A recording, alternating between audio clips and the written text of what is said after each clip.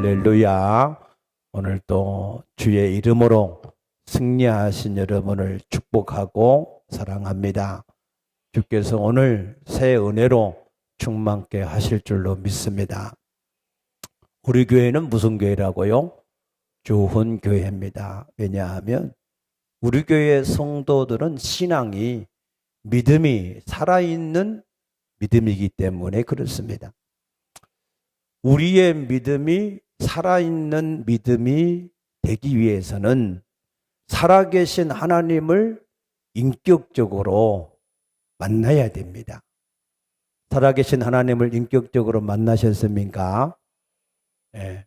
살아계신 하나님을 인격적으로 만난 사람은 그 하나님을 인격적으로 섬기도록 되어 있습니다. 믿습니까? 그래서 하나님이 싫어하는 일을 할 수가 없고 하나님께서 기뻐하시는 일을 자꾸 하도록 되어져 있는 줄로 믿습니다. 사도행전 16장 7절에 보면 사도 바울은 아시아로 복음 전하기를 원해서 아시아 쪽으로 자꾸 가려고 했습니다. 그런데 예수의 영, 성령이 자꾸 막는 거예요.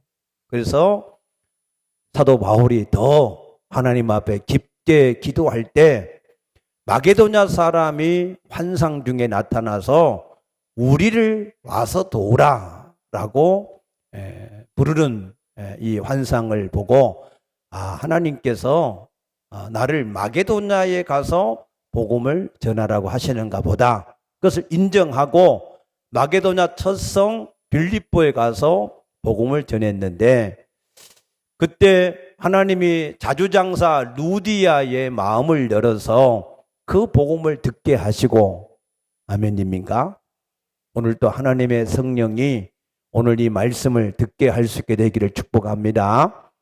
이 말씀을 듣고 나를 예수 믿는 자로 알거든 내 집에 들어와서 유하라 그렇게 말함으로 사도 바울 일행이 그 루디아의 집을 거점으로 해서 빌립보 사역을 했었다 그랬습니다. 또 마태복음 26장에 보면 예수님이 겟세마네 동산에서 십자가를 앞에 두고 기도했습니다. 아버지, 이 잔이 내게서 지나가게 하옵소서. 그러나 나의 원대로 하지 마시고 아버지의 원대로 되어지기를 원합니다. 믿습니까? 하나님을 인격적으로 만나서 인격적으로 섬기는 사람은 언제든지 자기가 비록 십자가에 못 박히는 일이 있다 할지라도 그래도 내 원대로 하지 않고 아버지 원대로 성령님이 원하시는 대로 하기를 원합니다 하는 것이 인격적으로 하나님을 섬기는 사람들의 신앙인 줄로 믿습니다.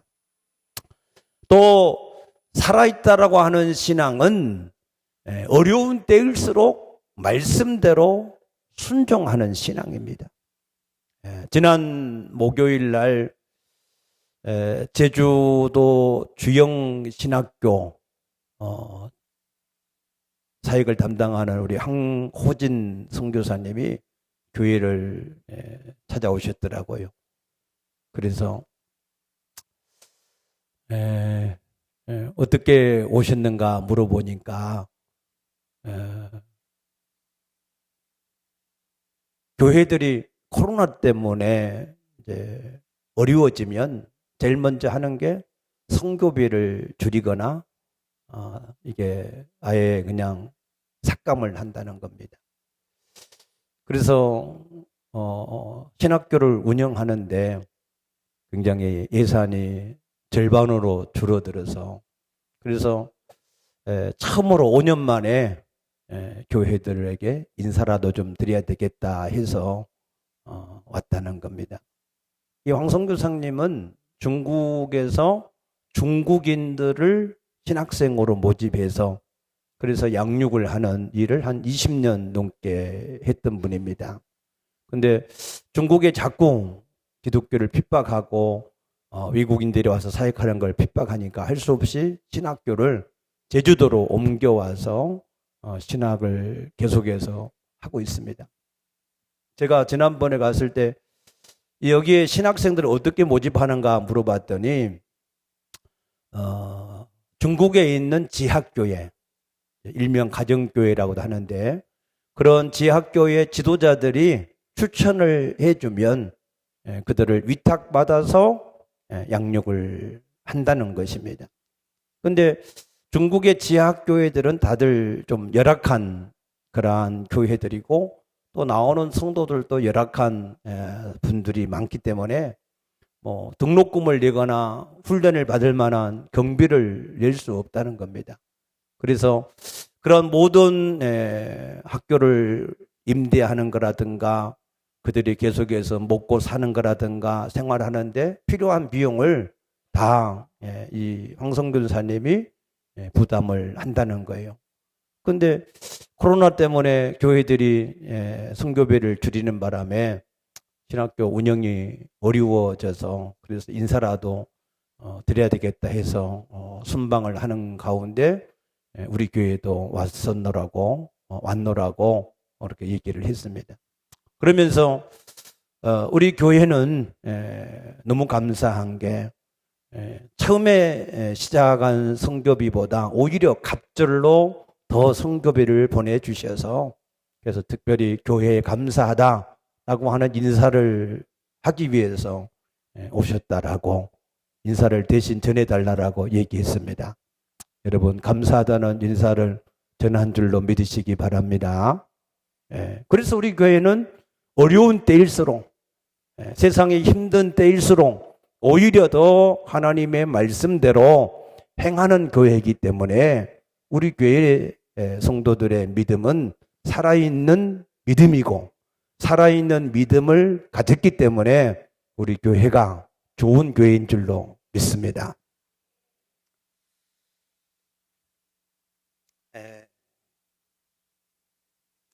지난주에 부활절날 말씀을 드리면서 예수 그리스도의 죽음은 우리의 모든 죄와 허물을 다 담당하셨기 때문에 죄를 담당했다고 하는 말은 무슨 말일까요? 우리의 죄로 말미암은 모든 저주와 재앙을 다 담당하셨다는 말씀입니다. 뿐만 아니라 예수님은 부활하셔서 우리를 의롭게 하셨다라고 말씀을 드렸습니다. 이것을 한마디로 잘 설명을 한 성경 구절이 고린도후서 5장 17절 말씀입니다. 그런즉 누구든지 그리스도 안에 있으면 새로운 피조물이라. 이전 것은 지나갔으니 보라 새 것이 되었도다. 믿습니까? 누구든지 그리스도 안에 있으면 새로운 피조물. 이 새로운 피조물을 카인의 크티시스라고 하는 단어를 썼는데 이 카인의 크티시스, 카인에는 뉴, 새롭다라는 뜻이거든요. 크티시스는 본질 자체를 말하는 거예요. 그러니까 우리를 그리스도 안에서 새롭게 했다라고 하는 것은 우리가 잘못되어서 수리를 해서 고쳐서 새롭게 됐다 그런 말이 아니고 아예 우리는 폐기를 시키고 새로운 하나님의 창조물로 우리를 재창조를 하셨다. 그런 뜻입니다. 믿습니까? 그러니까 이거는 완전히 지나간 거예요. 버려진 거예요. 폐기된 겁니다. 믿으시기 바랍니다. 그래서 가톨릭에서는 세례를 받을 때 세례명을 따로 줘요. 왜 그렇습니까? 이전에 내가 가지고 있던 그 이름으로 사는 그것 자체는 십자가에 못 박혔다는 거예요. 이제는 그리스도 안에서 새로운 사람으로 살아가도록 하기 위해서 새 이름을 주시는 것을 아시기 바랍니다. 그래서 완전히 이렇게 새롭게 되어진 것을 말씀하셨는데 이거는 하나님 앞에서 우리가 그림을 그리다가 잘못 그려가지고 지우개로 그림을 그리고 지우개로 지우고 다시 그 위에다 그렸다는 게 아니고 잘못된 그림은 완전히 버리고 새 도화지를 주어서 새롭게 거기에다가 그림을 그리고 살게 하셨다라고 하는 말씀입니다. 무슨 말인지 되셨습니까?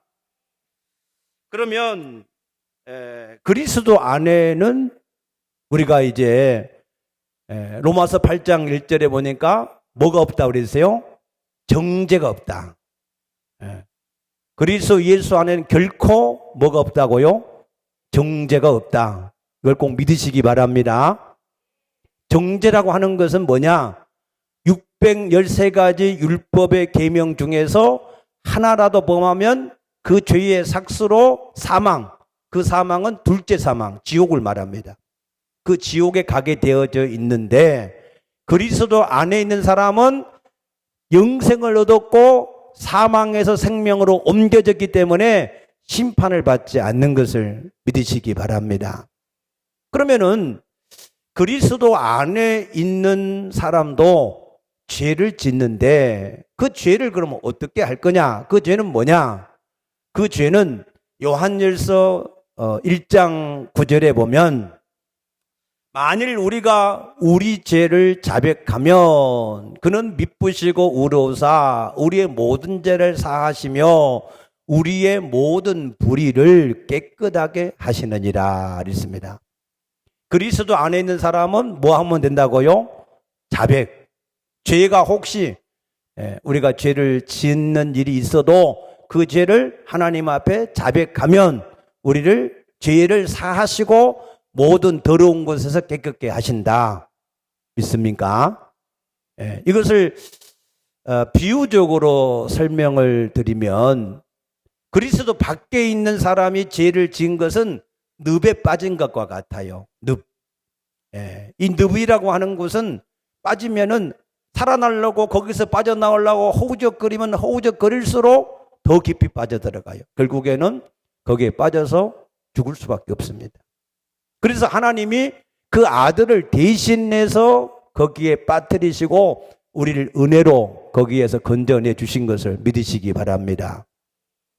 그런데 그리스도 안에서 우리가 죄를 짓는 것은 어떤 것과 같으냐면 육지에서 길을 가다가 넘어져서 더러운 흙을 묻힌 것과 같습니다.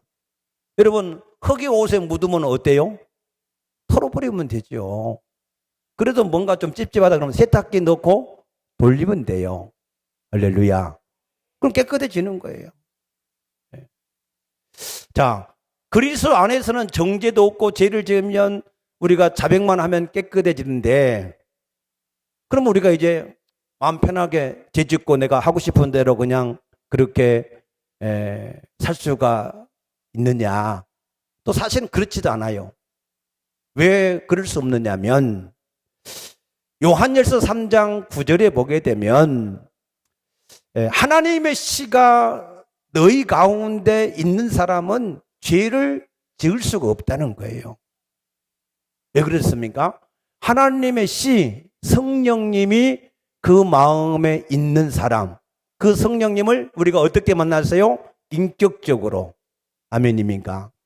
그 성령님은 떠나지도 않으신데 영원히 함께 하시고 버리지도 않으신데요. 믿습니까? 항상 우리 가운데 계시는 거예요. 그러니까 에베소 4장 30절에 하나님의 성령을 근심하게 하지 말라. 너희가 구속의 날까지 그 안에서 인치심을 받았다 그랬거든요. 하나님의 거룩한 성령이 항상 내 가운데 함께 하시니까 우리가 그 성령님과 화목하게 잘 지내려면 성령을 근심하게 하지 않으려면 그러면 어떻게 해야 되겠어요? 성령이 싫어하는 죄를 우리가 지으면 안 되겠지요. 맞습니까? 네. 그래서 성령님하고 화목하게 잘 지내려면 성령이 오히려 좋아하시는 모든 죄를 씻어내는 회개도 많이 하고 하나님이 기뻐하시는 일들을 따라서 우리가 살아가야 될 줄로 믿습니다. 그래서 하나님의 성령은 우리 가운데 오신 목적이 우리로 생명을 얻게 하고 우리의 영혼을 잘되게 하기 위해서 오셨습니다. 그러니까 우리의 영혼이 잘되게 하기 위하여서 우리 가운데 계신 성령님은 혹시 우리가 죄를 지으면 그걸 싫어하잖아요. 그러니까 히브리서 12장 9절에 보게 되면은 이 성령님은 우리 아버지가 되시어서 육신의 부모가 자식이 잘못하면 그 자식을 잘 하라고 잘되게 하려고 징계를 하는 것처럼 그 자녀를 징계하신다는 겁니다. 근데 그 징계는 우리를 망하게 하기 위한 징계가 아니라 우리를 잘되게 하기 위한 징계인 것을 믿으시기 바랍니다. 그래서 히브리서 12장 11절에 보면은 무릇 징계가 당시에는 즐거워 보이지 않고 슬프지만 그것을 잘 견디는 자는 오히려 그것으로 말미암아 의와 평강의 열매를 맺게 되는 줄로 믿습니다. 혹시 성령이 내 안에 계시는데 내가 죄를 지어도 징계도 없고 책망도 없고 전혀 아무렇지도 않다. 이런 분은 굉장히 위험합니다. 그런 분을 뭐라고 그랬느냐? 히브리서 12장 8절에 보면은 징계는 다 받는 것이거늘 징계가 없는 자는 사생자요 친아들이 아니다 그랬습니다. 우리나라 속담에 자기 자식은 오히려 잘못하면 매를 때리지만 남의 자식은 뭐 한다고요? 떡을 하나 더 준다 그랬어요. 자기 자식이 아니니까 그냥 잘 되든 안 되든 상관하지 않는다는 겁니다. 근데 하나님은 우리 아버지 믿습니까? 예수님이 내 아버지 너희 아버지, 내 하나님 너희 하나님 믿으시기 바랍니다. 그 아버지가 내 안에 계시니까 내가 잘못하면 징계를 하는 게 당연한 것입니다. 잘못하는데도 징계를 없다면 그 사람은 다시 예수님을 인격적으로 영접할 수 있게 되기를 축복합니다. 우리가 잘못하면 성령이 내 안에서 근심하셔야 돼요. 책망하셔야 됩니다. 마음이 불편해야 됩니다. 아멘입니까? 그래서 우리가 그리스도 안에서 정죄가 없고 자백하면은 모든 죄를 사함받는 그러한 업그레이드가 된 하나님의 피조물이 되었지만 우리가 죄를 지을 수 없다. 그러면 이제부터 우리가 어떻게 살아야 되느냐? 로마서 8장 6절에 생각이 중요하다. 육체의 생각은 사망. 육체의 생각은 마치 그 길이 좋은 길 같지만 필경은 사망의 길이라 그랬고 영을 따라 성령을 따라서 살아가는 생각은 생명과 평안이라고 하신 줄로 믿으시기 바랍니다. 그래서 갈라디아 5장 1절에 보면은 그리스도께서 우리를 자유하게 하려고 자유를 주셨으니 다시는 종의 멍에를 매지 말라 그랬습니다. 그리스도께서 주신 자유를 마음껏 누릴 수 있게 되기를 축복합니다. 그런데 이제는 우리가 그리스도 안에서 잘 정리를 하세요. 자, 모든 게 다 지나가서 저주와 재앙과 고통과 우리의 모든 형벌은 다 이미 지나간 줄로 믿으시기 바랍니다. 그래서 이제는 새로운 이 도화지에다가 새롭게 내가 마음껏 원하는 대로 그림을 그릴 수 있는 이러한 은혜를 주셨단 말이에요. 이게 그림을 그리는 게 왜 중요하냐? 이 그림이 딱 하나님 앞에 인정을 받으면 그 그림을 하나님이 현실로 바꾸어 주십니다. 믿습니까? 이 말씀을 요한 3서 1장 2절에서 이렇게 설명을 했어요. 사랑하는 자여 내 영혼이 잘됨과 같이 범사에 잘되며 강건하기를 구하노라 하랬습니다. 우리 영혼이 이제 좋은 생각들로 그림을 거기에다가 잘 그리면 그러면은 하나님이 그것을 현실로 바꿔준다는 거예요. 믿습니까? 그러니까 우리가 예수 그리스도의 대속의 은혜, 새롭게 하신 은혜, 우리가 여기에 머물지 말고, 그래서 히브리서 6장에 보니까 너희가 그리스도의 초보를 자꾸 반복해서 그것만 생각하지 말고 완전한 대로 나가라 그러셨어요. 그래서 이제는 우리가 그리스도 안에서 새롭게 되었으니까 이제는 우리가 어떻게 우리의 삶이 이루어지는가 하는 것을 잘 아셔야 되는데, 우리의 새로워진 사람이 이루어지는 삶은 이제는 우리의 영혼이 좋은 생각을 가지고 좋은 그림을 그리면 하나님이 그것을 우리의 현실로 바꾸어 주심으로 우리의 삶이 계속해서 생명을 얻고 더 풍성해진다는 겁니다. 믿습니까? 그래서 이 생각이 굉장히 중요해요. 생각. 내 생각에는 내가 그리스도 안에서 새로운 피조물이 되었으면 모든 부정적인 생각은 다 버려버리고, 예수님이 뭐라고 그러세요? 무엇을 먹을까 입을까 마실까 이런 거 걱정하지 마라. 이런 것은 아버지가 있으니까 다 알아서 하신다. 아멘입니까? 부정적인 생각 하지 말라는 거예요. 그래서 교회에 와도 내가 어떻게 하나님 앞에 예배를 잘 드릴 것인가, 예배를 어떻게 도울 것인가, 제일 앞자리에 앉아서, 옛날에 보니까 제비가 처마 밑에다가 집을 지어놓고 새끼를 낳잖아요. 그럼 먹을 것을 물고 오잖아, 그지? 그러면은 어미가 먹을 것을 물고 와서 딱 오면은 그 안에 있는 새끼들 대여섯 마리가 전부 어떻게 입을 확 이렇게 벌리면서 나도 한 입 달라고 그러잖아. 그러면은 입 벌린 이 새끼한테 먼저 먹이를 주잖아요.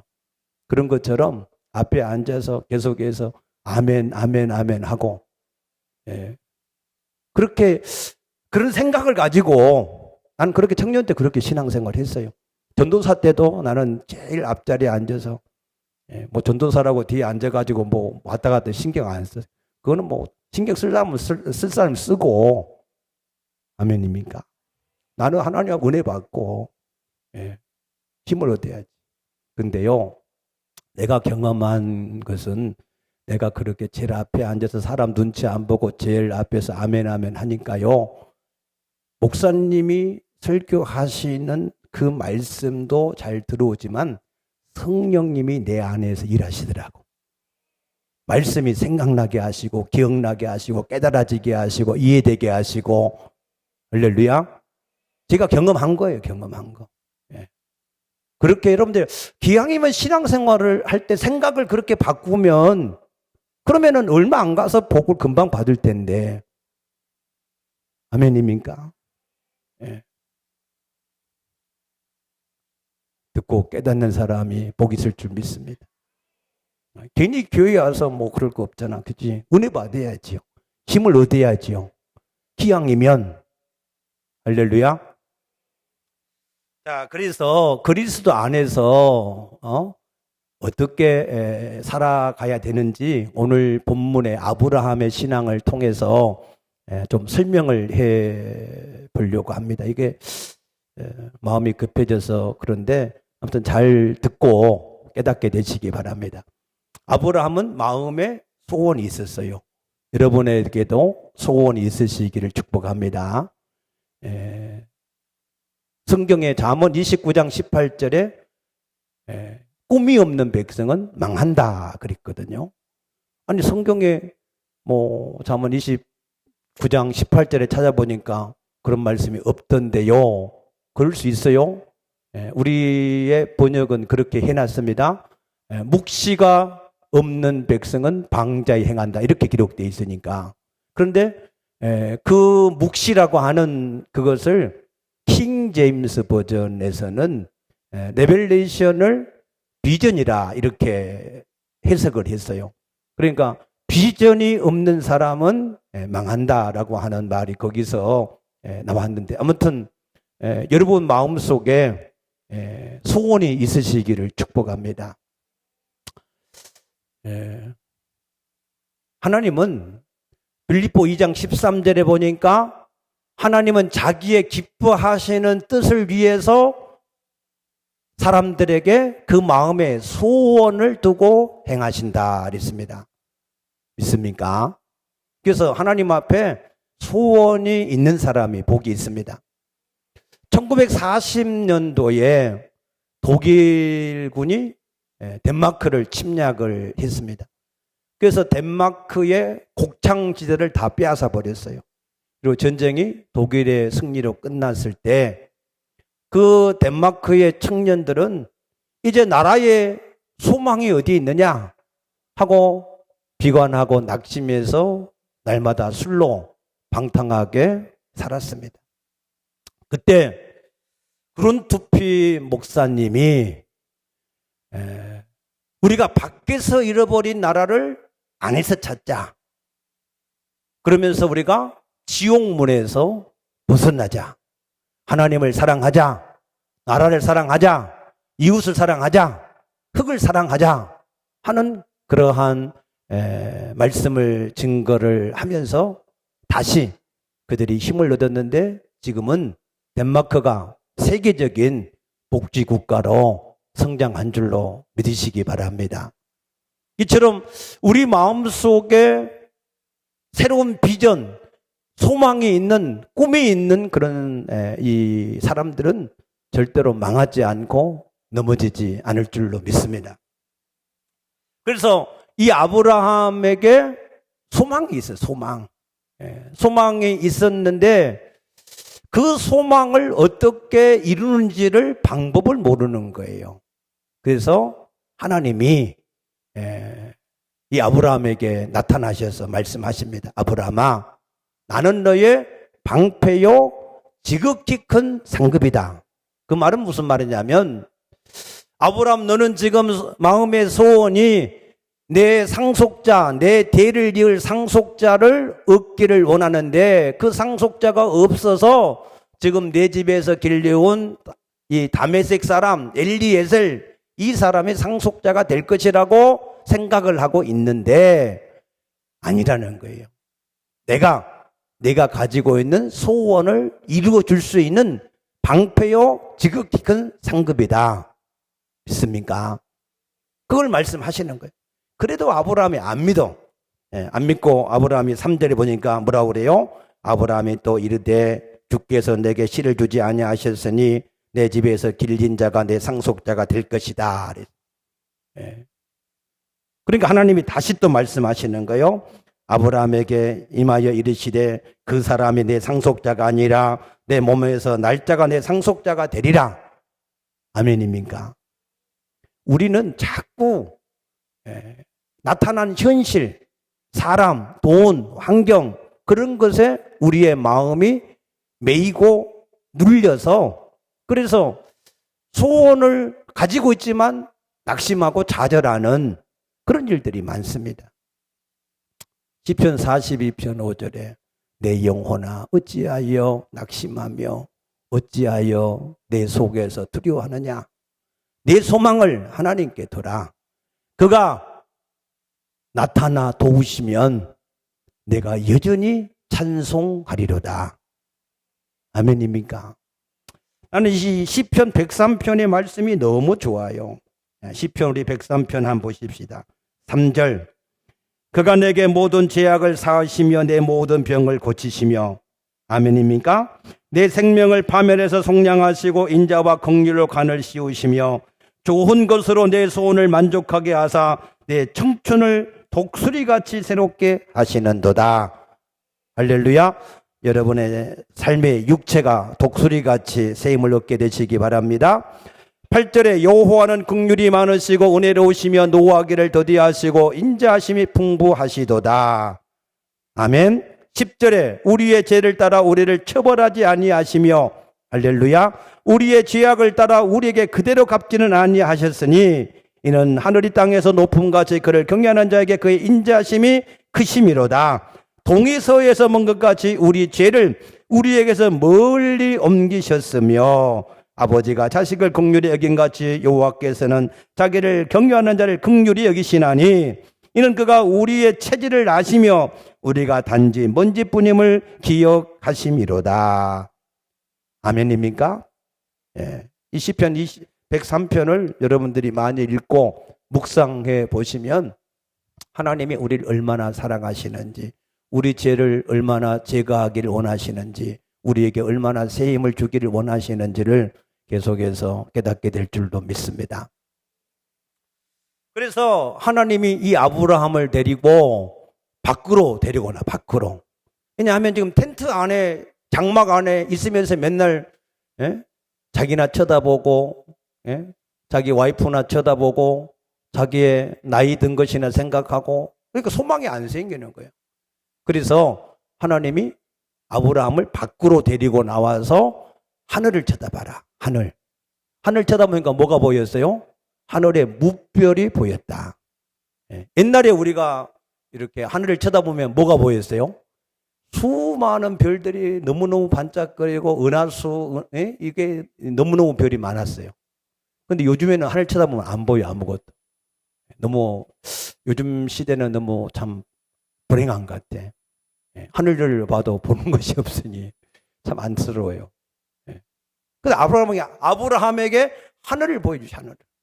그래서 그 소원을 뭘로 바꿔주셨어요? 꿈으로 바꿔주셔서 야 이제는 내가 소원만 가지고 있지 말고 그 소원이 하늘의 별처럼 이루어지는 꿈을 꾸라. 믿습니까? 꿈을 꾸게 하셨어요. 그래서 아브라함이 그걸 믿었대요. 그러니까 하나님이 그것을 기뻐하셨는데 한 10년쯤 지나니까 그 마음속에 분명하던 꿈이 점점 소멸돼 가지고 또 낙심이 돼 있어요. 10년이 지났는데 왜 하나님이 안 이루어 주시나 낙심이 됐어요. 여러분 마음에 꿈이 있어도 막 하루아침에 이루어지는 거 아니에요. 오해하지 마세요. 그러나 금방 또 필요한 건 이루어지기도 해요. 있습니까? 우리 교회가 땅을 내가 언제 1000평의 비전을 가졌는가 생각하니까 한 1993년 정도에 지금 웨딩홀 자리 지하실 거기 캄캄하던 그 지하실 속에 있을 때 하나님이 우리 집사람한테 1000평의 땅을 줄 것이다라고 하는 소원을 주셨대요. 그런데 그 소원을 들을 때 나도 같은 소원이 생기더라고. 그래서 그때부터 그걸 놓고 기도를 했는데 언제 땅을 샀냐? 2003년 정도에 아마 땅을 샀을 거예요. 10년 정도 걸렸더라고. 그리고 2003년에 사서 이 성전을 언제 건축했느냐? 2013년, 꼭 10년씩 걸린 것 같아요. 그러니까 꿈이라고 해서 여러분 당장에 이루어지는 거 아니에요. 오해하지 마시라고. 10년이 걸 수 있어. 근데 우리에게 꿈을 가지고 기도하면은 그것이 응답이 되어진다. 믿습니까? 나는 항상 그러게 생각해요. 나는 대기만성형이야. 항상 이렇게 하고 위로받았는데 잘못된 생각 같아요. 나는 항상 이게 형통해야지. 나중에 잘 된다. 이렇게 생각하는 것도 그것도 좋은 건 아닌 것 같아. 여러분들은 처음부터 잘 되시기 바랍니다. 젊어서 잘 되시기 바랍니다. 젊어서 형통하기를 축복합니다. 이 생각이 굉장히 중요해요. 생각이. 이 생각을 하나님은 끄집어내서 뭘 하신다고? 현실을 만들어 주신다니까. 현실을. 그러니까 이 생각을 어떻게 관리하느냐, 이것이 우리에게 너무너무 중요하기 때문에 하나님은 아브라함에게 내가 마음의 소원은 있지만 그걸 꿈으로 만들어라. 꿈으로. 그래서 꿈을 보여주시는데 그런데 그게 세월이 지날수록 또 그게 꿈이 희미해지니까 그러니까 아브라함이 뭐 했어요? 이게 하갈을 통해서 이스마엘을 낳았어. 나는 이 정도면 족하다. 뭐 내가 더 이상 뭘 말하겠냐 하고 그렇게 살았어요. 근데 하나님은 창세기 17장의 1절에 나타나셔서 뭐라고 그러셨어요? 아브라함아, 나는 전능한 하나님이다. 믿습니까? 그 말은 아브라함아, 너의 소원과 꿈을 내가 능히 이루어 주는 것을 믿으라. 그걸 말씀하시는 거예요. 믿음을 심어주신 거예요. 믿음. 아브라함이 가지고 있는 소원을 꿈으로 만들어 주시고 그 꿈을 하나님이 이루어 준다라고 하는 믿음을 주신 거예요. 있습니까? 그리고 그 믿음을 가지고 입술로 자꾸 고백하게 한 거예요. 어떻게요? 이름을 바꿔주셨어요. 아브라함에게 너는 아브라함이라 하지 말고 아브라함이라 하라. 너는 열국의 아비다. 너는 열국의 어미다. 스스로 바라보면서 당신은 열국의 어미요. 당신은 열국의 아비입니다. 계속해서 그것을 말하게 할 때 그래도 아브라함이 잘 안 믿어요. 그래서 17장 17절에 보면은 아브라함이 엎드려 웃으며 마음속으로 이르되 100세 된 사람이 어찌 자식을 낳을까? 사라는 90세니 어찌 출산하리요? 잘 안 믿어요. 그죠? 그러면서 뭐라고 그래요? 아브라함이 이에 하나님께 아뢰되 이스마엘이나 하나님 앞에 살기를 원합니다. 그랬어요. 근데 하나님은 아니라는 거예요. 하나님은 말씀하시는 대로 이루시는 줄로 믿으시기 바랍니다. 그래서 창세기 21장 2절에 보면은 사라가 임신하고 하나님이 말씀하신 시기가 되어 노년의 아브라함에게 아들을 낳으니 할렐루야. 하나님은 우리 마음속에 있는 소원을 꿈으로 만들어 주시고 그 꿈을 하나님이 이루어 주신다는 믿음을 주시고 우리 입술로 고백했을 때에 하나님이 그 꿈을 현실로 바꾸어 주시는 하나님됨을 믿으시기 바랍니다. 믿습니까? 그래서 그리스도 안에 있는 사람들은 이 생각이 너무너무 중요하다는 거예요. 너무너무. 그리스도 안에 있으면서도 그 삶이 안 바뀌어지는 것은 왜 안 바뀌어지느냐? 현실 때문에 안 바꿔진 게 아니에요. 사람 때문에 안 바꿔진 게 아니고 우리 안에 있는 생각, 그 생각이 안 바뀌어지니까 그러니까 우리의 삶이 안 바꿔진다는 겁니다. 믿습니까? 그러므로 여러분들이 그리스도 안에서 이미 예수님이 해결하신 것은 감사하시기 바랍니다.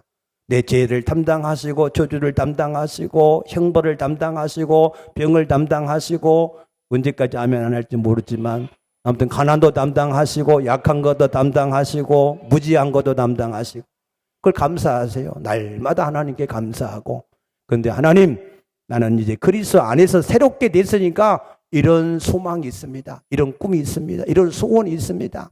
하나님께서 이 소원을 내 꿈을 이루어 주시옵소서 하고 계속해서 그 하나님이 이루어 가시는 것을 믿고 믿습니까? 믿고 계속해서 입술로 구하면 하나님이 때가 되어지면 반드시 그것을 이루어 주시는 거예요.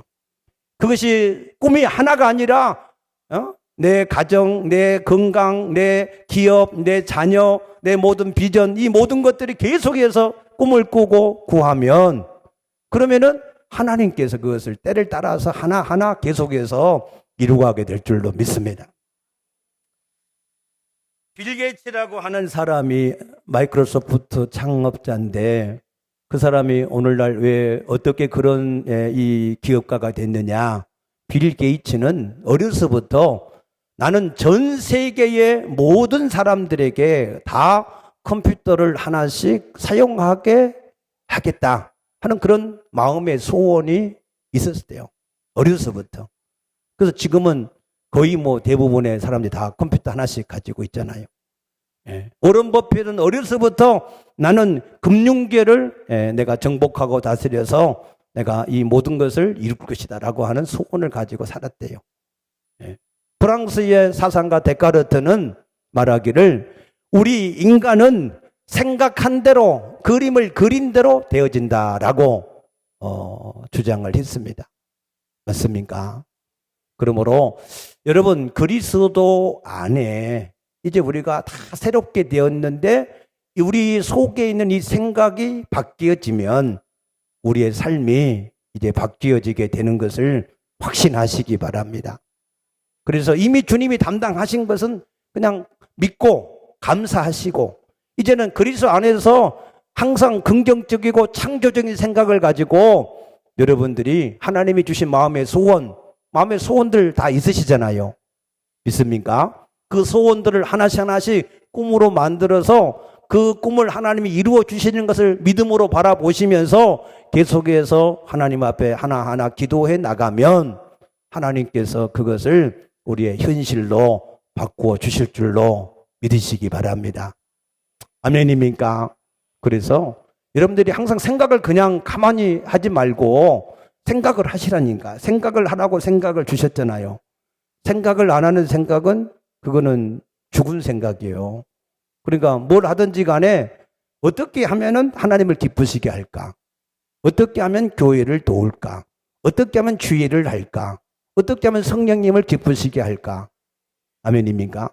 자꾸 그러면서 생각을 하면서 내가 예배도 드리고 자리에 앉기도 하고 찬양도 하고 뭐든지 이렇게 하면 그러면은 그게 다 바뀌어지게 돼 있어요. 얼마 안 가면 바뀌어지게 돼 있습니다. 할렐루야. 그러므로 여러분들이 믿음으로 하나님이 세상을 정복하고 다스리기를 원하십니다. 우리가 이미 그리스도 안에 새롭게 되었는데도 사람이나 돈이나 환경에 매여서 거기에 눌려서 사는 것을 원치 않습니다. 하나님은 그러한 것들을 정복하고 다스리며 살기를 원하시는 줄로 믿으시기 바랍니다. 확신하시기 바랍니다. 그래서 여러분들이 정말로 이것을 잘 이해하고 좀 깨달아졌으면 좋겠어요. 이제부터 내 생각을 모든 부정적인 걸 다 버리고 내가 이제는 그리스도 안에서 새로운 비전을 꿈꾸고 그것을 하나님이 이루어 주시는 것을 계속해서 바라보고 하나님 앞에 믿고 구하면 하나님이 나를 그렇게 이끌어 가시고 세워 가실 것이다. 우리 느낌이나 우리 상관없어요, 여러분. 자꾸 아브라함처럼 자꾸 자기 쳐다보고 나이 따지고 그런 거 그렇게 해도 하나님은 한 번 하신다고 한 대로 이루고 가시는 거예요.